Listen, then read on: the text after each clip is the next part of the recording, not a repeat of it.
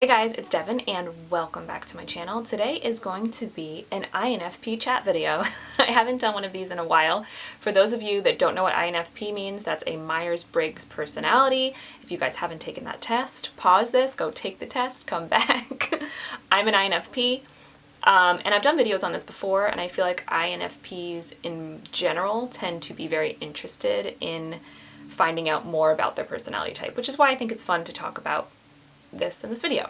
So let's just get started. Today we are going to discuss the difference between an A and T type, which is assertive versus turbulent. So I found this very interesting. I actually didn't know that there was an INFA and an INFT. I kind of always ignored the A and the T when they put that on it, and I didn't really understand what that meant until somebody mentioned to me. I've actually heard it multiple times that I don't fit the typical INFP personality. I do in a lot of ways and then don't in a lot of ways, and I think when people think of an INFP, the first thing they kind of think of is like the artsy, angsty, in the corner reading to themselves, kind of overly emotional type. And I have been that type at certain points in my life, but I'm not necessarily as much like that now. But when I do take the test, I've taken this test so many times over the years, and I've always come out as an INFP. Even if I try to trick the test, you guys, I come out as an INFP. So I think the difference is I'm an A, which is less typical than what the usual vision of an INFP is. And let me explain why. So an INFP-A compared to an INFP-T. The T stands for turbulent, the A stands for assertive. They say the turbulent types are more perfectionists. They're constantly pushing themselves because they view themselves as not good enough, and because they're such a perfectionist, they find the small little details to irritate them. If they don't get it right every time, they get very frustrated. Less likely to put themselves out there or stand up for themselves. They hold back their emotions. They don't like confrontation. They hold back what they're going to say in order to avoid that. INFPTs are really emotional, more hardcore in the feels. The turbulent type pushes them because they're perfectionists. They push themselves harder to achieve more and get more, but are also harder on themselves when they don't. They're very sympathetic and empathetic towards others, and sometimes they let that consume them and their identity, constantly trying to help people. And again, a T isn't bad. There's really amazing traits that come with a T, and I'm not saying at all that an A is better. You could be a very underdeveloped A. A's tend to be more, have more self-confidence, or more assertive, self-assured. They're not really as much of a perfectionist. They do push themselves to do things, but because of their self-confidence, as long as they know they tried their best and they like the outcome, they don't really sweat the small stuff. I think when I was younger, I was definitely more of a T. I was way more emotional. I was way more emotion-driven. I didn't ever really stand up for myself. I was the type of person that after the fact of something, I would think of everything I could have said or done differently, and it would drive me nuts that I wish I could have said this or done this, or I should have done something different. Or if I got embarrassed at school, forget it. I would think about it for weeks. Most people would move on, and it would just go over and over in my head. I just cared too much about what people thought of me. I didn't push myself as much because I was afraid to fail in things. I had natural talent when it comes to certain things, but I didn't want to fail, so I'd rather just not do it because I didn't want people to make fun of me for it.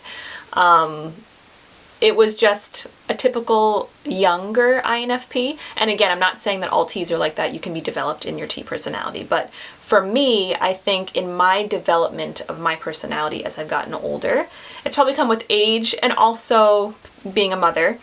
I've become way more assertive. My husband laughs because he's an ESTJ. He's very different than I am.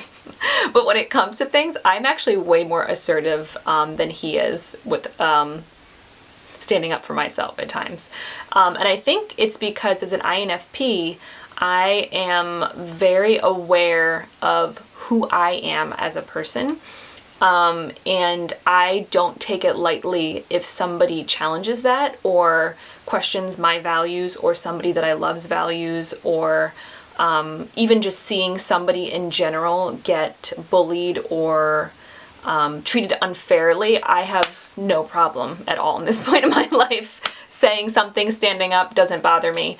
And I think that's come with self-development and being more self-assured in myself and my personality and confidence.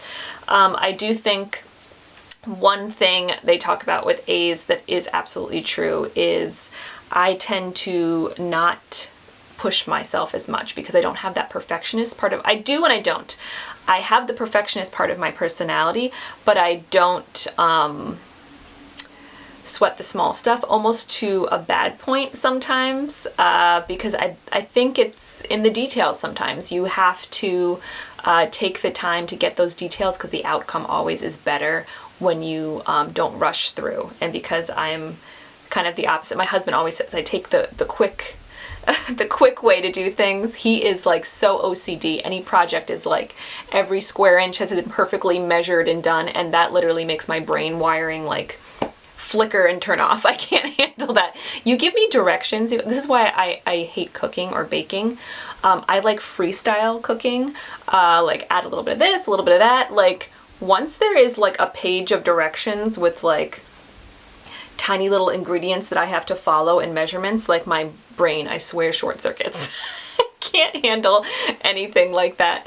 But I've been really trying to work on that for myself, and especially when it comes to my artwork. I've been trying to draw and sketch more, and I am the type of person that I would just kind of rush through it. It would be good, I'd be happy with it, okay, it's nice. But I'm really trying to take that extra time with it now to really work out every single detail so that I'm really proud of it. I've never really done that. I've always kind of rushed through it and been like, oh yeah, it looks good, it looks nice, it's impressive, whatever.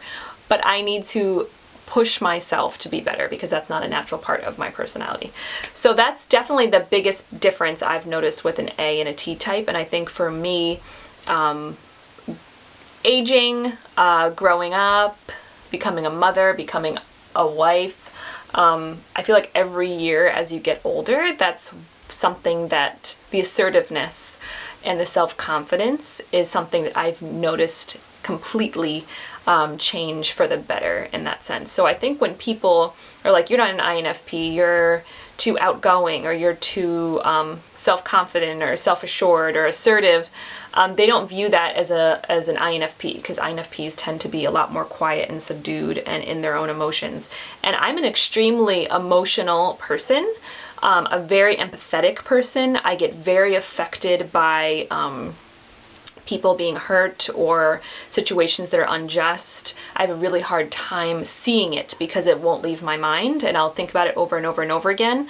And INFPs tend to be that save the world personality type.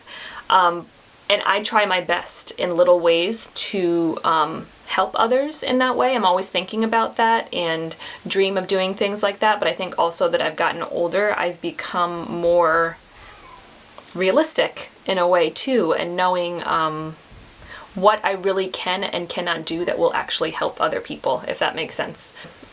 And also not, I give a lot of myself. I think when I was younger, I constantly was thinking about other people and how I can help other people and what should I do to make them feel better, and I wasn't thinking about myself at all, and it affects you after a while. So I think that's something that has come with age too, is trying to be empathetic and helping other people, but also not forgetting about yourself. What is that saying? You can't pour water out of an empty cup, right?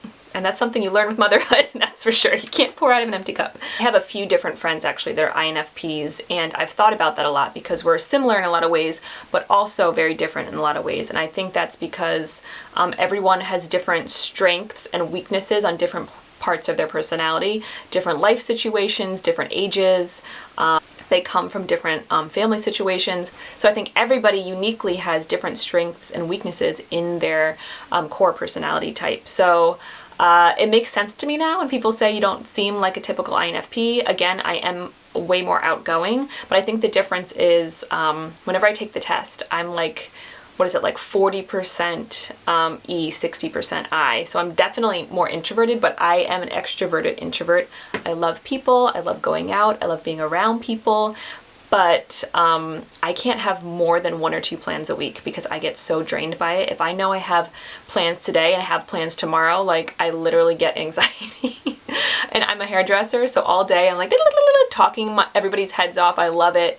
But the moment I get home, I am like drained. I need to reboot myself. So that's my introverted self for sure.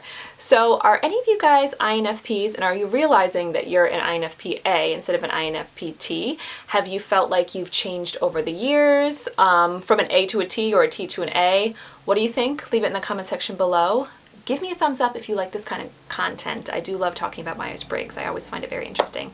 And yeah, thank you guys for watching, and I will see you guys next time. Bye guys.